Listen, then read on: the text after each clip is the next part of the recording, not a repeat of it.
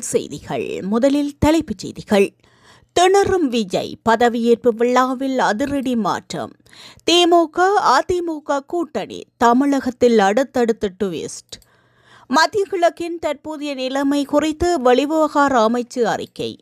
செம்மணி மனித புதைகுழி அகழ்வுகள் இதுவரை 256 எலும்புக்கூடுகள் மீட்பு. இலங்கையில் நிதி மோசடியில் ஈடுபட்ட வெளிநாட்டவர்கள் குழு கைது. ஹெண்டா வைரஸ் பரவிய சுற்றுலா கப்பலிலிருந்து மேலும் 3 வெளியேற்றம். போர் நிறுத்தம் அமெரிக்காவின் புதிய திட்டத்தை தீவிரமாக பரிசீலித்து வரும் ஈரான். போர் நிறுத்த ஒப்பந்தத்துக்கு பின் லெபனான் மீது இஸ்ரேல் பலமுறை தாக்குதல். குறிப்பிடத்தக்க சாதனை விஜய்க்கு சந்திரிகா வாழ்த்து. தொடர்பான விரிவான செய்திகள். தமிழக சட்டமன்ற தேர்தல் முடிவுகள் வெளியாகி 4 நாட்களாகியும் தமிழக வெற்றிக் கழக தலைவர் விஜய் முதலமைச்சராக பதவியேற்பதில் தொடர்ந்து சிக்கல் நீடித்து வருகின்றது. தனிப்பெரும் கட்சியாக உருவெடுத்து ஆட்சி அமைக்க தேவையான மேஜிக் எண்ணை எட்டுவதில் ஏற்பட்டுள்ள சவால்களை இந்த தாமதத்திற்கு முக்கிய காரணமாக கூறப்படுகின்றது. 234 தொகுதிகளை கொண்ட தமிழக சட்டமன்றத்தில் ஆட்சி அமைக்க 118 உறுப்பினர்களின் ஆதரவு தேவை. நடந்து முடிந்த தேர்தலில் விஜய் தலைமையிலான தாவே 108 இடங்களை கைப்பற்றியது. எனவே காங்கிரஸ் கட்சியின் 5 சட்டமன்ற உறுப்பினர்கள் விஜய்க்கு ஆதரவு தெரிவித்துள்ள நிலையில் தாவேகாவின் பலம் 113 ஆக உயர்ந்துள்ளது. ஆட்சி அமைக்க இன்னும் 5 உறுப்பினர்களின் ஆதரவு கட்டாயமாக தேவைப்படுகின்றது. இதற்காக விசிக மற்றும் சுயேட்சை வேட்பாளர்களுடன் தாவேக உயர்மட்ட குழுவினர் தீவிர பேச்சுவார்த்தைகளில் ஈடுபட்டுள்ளனர். நேற்று ஆளுநர் RNT ரவியை சந்தித்த விஜய் தான் ஆட்சி அமைக்க உரிமை கோரினார். இருப்பினும் ஆளுநர் உடனடியாக பதவியேற்க அழைப்பு விடுக்கவில்லை. ஆட்சி அமைக்க தேவையான 118 எம்எல்ஏக்களின் ஆதரவு கடிதங்களை நேரில் சமர்ப்பித்தால் மட்டுமே அடுத்த கட்ட நடவடிக்கை எடுக்கப்படும் என ஆளுநர் திட்டவட்டமாக தெரிவித்துள்ளார். வழக்கமாக தனிப்பெரும் கட்சிக்கு முதலிடம் வழங்கப்படும் என்றாலும் இந்த முறை ஆளுநர் மாளிகை சட்ட விதிமுறைகளை மிக துல்லியமாக பின்பற்றுவது அரசியல் வட்டாரத்தில் விவாதத்தை ஏற்படுத்தியுள்ளது.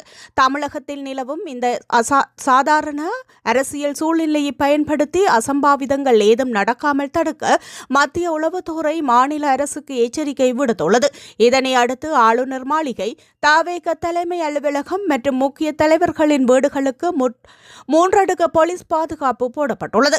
அதேபோல் சமூக வலைதளங்களில் பரவும் வதந்திகளை கண்காணிக்க தனிப்படை அமைக்கப்பட்டுள்ளது.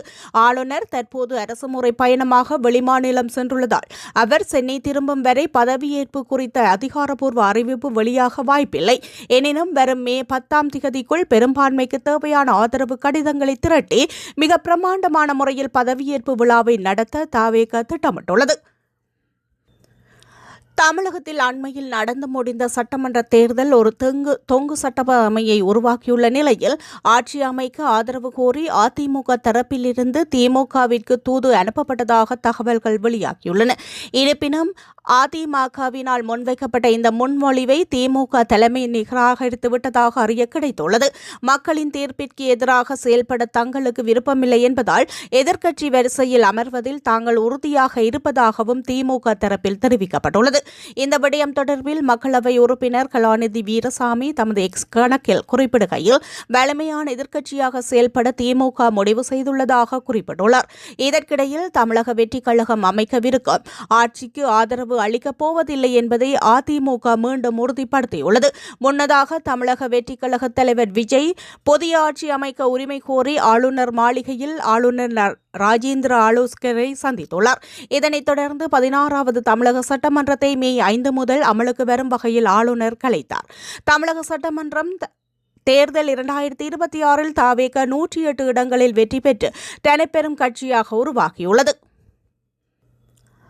மத்திய கிழக்கின் மேற்கு ஆசிய பிராந்தியத்தில் அண்மை காலமாக ஏற்பட்டுள்ள நெருக்கடியான நிலைமை குறித்து இலங்கை தனது ஆழ்ந்த கவலையை வெளியிட்டுள்ளது. பிராந்தியத்தின் ஸ்திரத்தன்மை மற்றும் அமைதியை ஏற்படுத்துவதற்கான முயற்சிகளுக்கு பாதிப்பை ஏற்படுத்தும் வகையில் முக்கிய எரிசக்தி மற்றும் உட்கட்டமைப்பு வசதிகள் மீது நடத்தப்படும் தாக்குதல்கள் குறித்தும் இலங்கை கவலை தெரிவித்துள்ளது. வெளிவிவகார, வெளிநாட்டு வேலைவாய்ப்பு மற்றும் சுற்றுலா அமைச்சு வெளியிட்டுள்ள அறிக்கையில் இலங்கை சமூகம் உட்பட கணிசமான எண்ணிக்கையிலான சர்வதேச புலம்பெயர்ந்தோர் இந்த பிராந்தியத்தில் வசிப்பதாகவும் அவர்களின் பாதுகாப்பு மற்றும் நலன் இலங்கைக்கு மிகவும் முக்கியமான விடயமாகும் என்றும் குறிப்பிட்டுள்ளது. பொதுமக்களின் பாதுகாப்பு, சிவில் உட்கட்டமைப்புகள் மற்றும் அத்தியாவசிய உலகளாவிய விநியோக சங்கிலிகளின் பாதுகாப்பு ஆகியவற்றிற்காக இலங்கை உறுதியாக நிற்பதாகவும் அந்த அறிக்கையில் தெரிவிக்கப்பட்டுள்ளது. நெருக்கடியான நிலைமை தீவிரமடைவதை தவிர்க்கும் வகையில் அனைத்து தரப்பினருக்கும் மிகுந்த நிதானத்துடன் செயற்படுமாறும் பயனுள்ள பேச்சுவார்த்தைகளில் ஈடுபடுமாறும் இலங்கை கோரிக்கை விடுத்துள்ளதாக வெளிநாட்டு வேலைவாய்ப்பு மற்றும் சுற்றுலா அமைச்சின் அறிக்கையில் மேலும் தெரிவிக்கப்பட்டுள்ளது. செம்மணி சிந்துபாத்தி மனித புதுகோழியில் இதுவரை 256 மனித எலும்புக்கூட்டு தொகுதிகள் அடையாளம் காணப்பட்டுள்ளதாக சட்டத்தரணிகள் தெரிவித்துள்ளனர். செம்மணி சிந்துபாத்தி மனித புதைக்குழியின் 3ஆம் கட்ட அகழ்வு பணி கடந்த ஏப்ரல் மாதம் 27ஆம் தேதி ஆரம்பிக்கப்பட்டது. 2 நாட்கள் துப்புரவு பணிகள் இடம்பெற்ற பின்னர் அகழ்வு பணிகள் முன்னெடுக்கப்பட்டன. அதன்படி செம்மணி சிந்துபாத்தி மனித புதைக்குழியின் 3ஆம் கட்ட அகழ்வு பணியில் 9ஆம் நாள் அகழ்வு நேற்று முன்னெடுக்கப்பட்டது. இதன்போது அங்கு புதிதாக ஒரு மனித எலும்பு தொகுதி கண்டெடுக்கப்பட்டுள்ளதாக சட்டத்தரணி கைலாயநாத சுபாகர் தெரிவித்துள்ளார். அகழ்வின் பின்னர் ஊடகங்களுக்கு கருத்து தெரிவிக்கையில் அவர் இதனை தெரிவித்துள்ளார். விசா நிபந்தனைகளை மீறி இந்த நாட்டில் தங்கியிருந்து நிதி மோசடிகளில் ஈடுபட்ட வெளிநாட்டு சந்தேக நபர்கள் குழு ஒன்று கைது செய்யப்பட்டுள்ளது. இவர்களில் 41 வெளிநாட்டு ஆண் சந்தேக நபர்களும் 33 பெண் சந்தேக நபர்களும் அடங்குவதாக போலீசார் தெரிவிக்கின்றனர். நேற்று மாலை கொல்லப்பட்டி உத்தரானந்த மாவட்ட பகுதியில் உள்ள வீட்டு தொகுதியொன்றில் கொல்லப்பட்டி போலீஸ் நிலைய அதிகாரிகளினால் மேற்கொள்ளப்பட்ட சுற்றி வளைப்பிலேயே இவர்கள் கைது செய்யப்பட்டுள்ளனர். கைது செய்யப்பட்டவர்கள் 19 முதல் 39 வயதிற்குட்பட்ட வியட்நாம் நாட்டவர்கள் எனவும் இது தொடர்பில் கொள்ளுப்பட்டி போலீசார் மேலதிக விசாரணைகளை மேற்கொண்டு வருவதாகவும் தெரிவிக்கப்படுகிறது. இதேவேளை மேலும் 5 வெளிநாட்டு ஆண் சந்தேக நபர்களும் ஒரு பெண் சந்தேக நபரும் மாத்தறை குற்றப்புலனாய்வு பிரிவினரால் கைது செய்யப்பட்டுள்ளனர். செல்லுபடியாகும் விசா இன்றி இந்த நாட்டில் தங்கியிருந்து நிதி மோசடியில் ஈடுபட்ட குற்றத்திற்காக நேற்று மாலை ஸ்கந்தர தலவெல்ல பகுதியில் உள்ள விடுதியொன்றில் வைத்து இவர்கள் கைது செய்யப்பட்டதாக போலீசார் தெரிவிக்கின்றனர். சுற்றுலா விசா மூலம் வியாபாரத்தில் ஈடுபட்டமை மற்றும் தீர்வையற்ற முறையில் நாட்டிற்கு கொண்டுவரப்பட்ட சிகரெட்டுகளை தம்வசம் வைத்திருந்தமை ஆகிய குற்றச்சாட்டுகளையும் இந்த சந்தேக நபர்கள் புரிந்துள்ளதாக போலீசார் தெரிவித்துள்ளனர். ஹண்டா வைரஸ் பரவியதால் கடும் அவதானத்திற்குள்ளான நெதர்லாந்துக்கு சொந்தமான MV ஹொண்டஸ் என்ற சுற்றுலா கப்பலில் இருந்த 3 நோயாளிகள் மேலும் சிகிச்சைக்காக வெளியேற்றப்பட்ட பின்னர் அந்த கப்பல் கேப்ரேக் தீவுகளில் இருந்து புறப்பட்டுள்ளது. இவ்வாறு வெளியேற்றப்பட்டவர்கள் 56 வயதுடைய பிரித்தானியர் ஒருவரும் 41 வயதுடைய நெதர்லாந்து நாட்டை சேர்ந்த கப்பல் ஊழியர் ஒருவரும் 65 வயதுடைய ஜெர்மனியர் ஒருவரும் என அடையாளம் காணப்பட்டுள்ளனர். இவர்கள் மேலதிக சிகிச்சைக்காக விமானம் மூலம் நெதர்லாந்துக்கு அழைத்து செல்லப்பட்டுள்ளதாக தெரிவிக்கப்படுகிறது.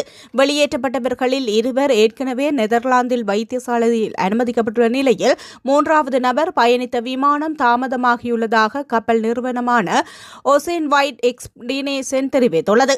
சுமார் 1 மாதத்திற்கு முன்பு அர்ஜென்டினாவில் இருந்து பயணத்தை ஆரம்பித்த இந்த கப்பலில் இருந்த 3 ஏற்கனவே உயிரிழந்துள்ளனர். இவர்களில் ஒருவருக்கு வைரஸ் தொற்று உறுதி செய்யப்பட்டுள்ள நிலையில் மற்ற 2 மரணங்கள் குறித்து விசாரணைகள் முன்னெடுக்கப்பட்டு வருகின்றன. உலக சுகாதார அமைப்பின் தரவுகளின்படி இந்த கப்பலில் ஹண்டா வைரஸ் தொற்று உறுதி செய்யப்பட்ட 3 நோயாளிகள் மற்றும் சந்தேகத்திற்குரிய 5 நோயாளிகள் உட்பட மொத்தம் 8 பேர் அடையாளம் காணப்பட்டுள்ளனர். பொதுவாக எலிகள் மூலம் பரவும் இந்த வைரஸ் இந்த சம்பவத்தில் மிக நெருங்கிய தொடர்புகளை கொண்ட மனிதர்களிடையே பரவியிருக்கலாம் என சுகாதார நிபுணர்கள் சந்தேகிக்கின்றனர். தற்போது 146 பேருடன் பயணிக்கும் இந்த கப்பல் இன்னும் 3 நாட்களில் ஸ்பெயினுக்கு சொந்தமான கேனரி தீவுகளை சென்றடைய உள்ளது. இதற்கு ஸ்பெயினின் அதிகாரிகள் அனுமதி வழங்கியுள்ள போதிலும் கேனரி தீவுகளின் தலைவர் பெர்னாண்டோ கிளாவியோ இதற்கு கடும் எதிர்ப்பு தெரிவித்துள்ளார். லத்தீன் அமெரிக்காவின் பரவலாக காணப்படும் என்டிஸ் என்னும் வைரஸ் வகை இந்த நோயாளிகளிடம் கண்டறியப்பட்டுள்ளதாக தென்னாப்பிரிக்க சுகாதார அதிகாரிகள் கூறுகின்றனர். இது மனிதர்களிடையே பரவும் தன்மையை கொண்ட ஒரு வகையாகும். இருப்பினும் இது கோவிட் அல்லது காய்ச்சலை போல காற்றின் மூலம் வேகமாக பரவாது என்றும் ஒருவரிடமிருந்து மற்றொருவருக்கு பரவ மிக நெருக்கமான உடல் ரீதியான தொடர்பு அவசியம் என்றும் உலக சுகாதார அமைப்பின் மருத்துவர் மரியா வான் கெக்டிகோவ் சுட்டிக்காட்டியுள்ளார். இந்த கப்பலில் உள்ள அனைவரும் தற்போது கடுமையான சுகாதார பாதுகாப்பு நடைமுறைகளின் கீழ் வைக்கப்பட்டுள்ளதோடு கெனரி தீவுகளை சென்றடைந்ததும் அவர்கள் மருத்துவ பரிசோதனைகளுக்கு உட்படுத்தப்பட்டு தனிமைப்படுத்தப்பட உள்ளனர். மத்திய கிழக்கில் நடைபெற்று வரும் போரை முடிவுக்கு கொண்டு வருவதற்காக அமெரிக்காவினால் முன்வைக்கப்பட்ட புதிய அமைதி திட்டத்தை ஈரான் தீவிரமாக பரிசீலித்து வருவதாக அதிகாரப்பூர்வ தகவல்கள் தெரிவிக்கின்றன. அமெரிக்கா மற்றும் ஈரானுக்கு இடையே நிலவி வரும் போர் பதற்றத்தை முடிவுக்கு கொண்டு வர 14 அம்சங்களை கொண்ட புதிய புரிந்துணர்வு ஒப்பந்தம் ஒன்று அமெரிக்காவினால் முன்வைக்கப்பட்டுள்ளது. இந்த வரைவை திட்டத்தை நாங்கள் தற்போது மதிப்பாய்வு செய்து வருவதாகவும் இது தொடர்பான தமது அதிகாரப்பூர்வ பதிலை மத்தியஸ்தராக செயல்படும் பாகிஸ்தானூடாக விரைவில் அமெரிக்காவிற்கு தெரிவிக்க உள்ளதாகவும் ஈரானிய வெளியுறவுத்துறை அமைச்சகம் தெரிவித்துள்ளது. இந்த அமைதி திட்டத்தின் முக்கிய அம்சங்களாக இந்த ஆரம்பகட்ட ஒப்பந்தத்திற்கு இரு தரப்பும் சம்மதம் தெரிவித்தால் அடுத்த 30 நாட்களுக்குள் முழுமையான அமைதி ஒப்பந்தத்தை எட்டுவதற்கான விரிவான பேச்சுக்கள் தொடங்கும். ஒப்பந்தம் முழுமையாக பட்சத்தில் அமெரிக்கா விடுத்துள்ள கடுமையான பொருளாதார தடைகளை நீக்குதல் மற்றும் வெளிநாடுகளில் முடக்கி வைக்கப்பட்டுள்ள ஈரானின் பல பில்லியன் டாலர் நிதியை விடுவித்தல் ஆகிய நடவடிக்கைகளுக்கு அமெரிக்கா ஒப்புதல் அளிக்கும். உலகளாவிய எண்ணெய் வர்த்தகத்தில் முக்கிய பங்காற்றும் ஹோர்முஸ் நீரிணையில் இரு நாடுகளுக்கும் விதித்துள்ள கடல்வழி முற்றுகைகளை விலக்கிக் கொண்டு சுதந்திரமான கப்பல் போக்குவரத்தை மீண்டும் சீராக்குவது குறித்தும் இதில் முக்கியமாக விவாதிக்கப்படவுள்ளது. தற்போதைய நிலையில் போரை உடனடியாக முடிவுக்கு கொண்டு வருவதையே இந்த திட்டம் முதன்மைப்படுத்துகின்றது. எனவே ஈரானின் அணுசக்தி செறிவூட்டல் திட்டம் தொடர்பான சிக்கலான விவாதங்களை அடுத்த கட்ட பேச்சுவார்த்தைகளுக்கு ஒத்திவைக்க இரு தரப்பும் சம்மதித்துள்ளதாக கூறப்படுகின்றது. இந்த அமைதி பேச்சுவார்த்தைகள் குறித்து கருத்து தெரிவித்துள்ள அமெரிக்க ஜனாதிபதி டொனால்ட் ட்ரம்ப் முன்மொழியப்பட்ட ஒப்பந்தத்திற்கு ஈரான் முழுமையான சம்மதம் தால் மட்டும் போர் முடிவுக்கு வர வாய்ப்புள்ளது என்று குறிப்பிட்டுள்ளார். இருதரப்பும் ஒரு இறுதி ஒப்பந்தத்தை நெருங்கிவிட்டதாக பாகிஸ்தான் வட்டாரங்களும் உறுதிப்படுத்தியுள்ளன. இருப்பினும் ஈரான் மீண்டும் அத்துமீறினால் இராணுவ தாக்குதல்களை தொடரவும் அமெரிக்கா தயங்காது என ட்ரம்ப் எச்சரித்துள்ளார். இந்த தூதரக நகர்வு சர்வதேச எண்ணெய் சந்தைகளில் பெரும் தாக்கத்தை ஏற்படுத்தியுள்ளதுடன் பல வாரங்களாக மத்திய கிழக்கில் நிலவி வரும் பதற்றத்தை தணிக்கும் என உலக நாடுகள் பெரிதும் எதிர்பார்க்கின்றன. போர் நிறுத்த ஒப்பந்தம் எட்டப்பட்டதன் பின்னர் முதன்முறையாக இஸ்ரேல் லெபனானின் பெய்ரூட் நகரில் உள்ள ஹிஸ்புல்லா ஆயுததாரிகளை இலக்கு வைத்து தாக்குதல் நடத்தியுள்ளதாக சர்வதேச ஊடகங்கள் செய்தி வெளியிட்டுள்ளன.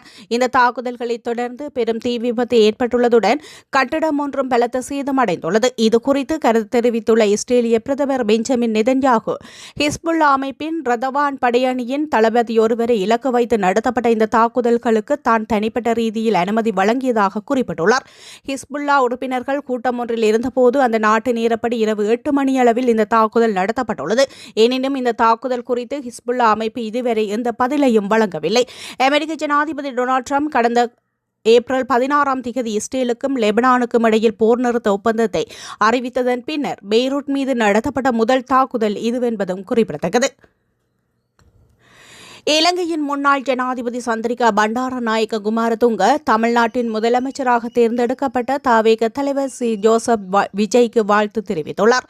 2026 மே 6ஆம் தேதியிடப்பட்ட கடிதத்தில் விஜயின் வெற்றியை குறிப்பிடத்தக்க சாதனை என குறிப்பிட்டுள்ள குமாரதுங்க அவரது தலைமையில் இலங்கை மற்றும் தமிழ்நாடு இடையிலான நட்புறவு தொடரும் என நம்பிக்கையையும் தெரிவித்துள்ளார். தமிழ்நாடு மற்றும் இலங்கை இடையிலான நீண்ட நாள் மற்றும் இனிமையான உறவை மகிழ்ச்சியுடன் நினைவு கூறுகின்றேன். உங்கள் தலைமையின் கீழ் எங்கள் நட்புறவு தொடர்ந்தும் வலுப்பெறும் என எதிர்பார்க்கின்றேன் அவர் கூறியுள்ளார். மேலும் சமீபத்திய நாடு தேர்தல்களை தொடர்ந்து பதவியேற்கும் விஜய்க்கு வலிமை, அறிவு மற்றும் வெற்றி கிடைக்க வாழ்த்துக்களையும் சந்திரிகா தெரிவித்துள்ளமை குறிப்பிடத்தக்கது.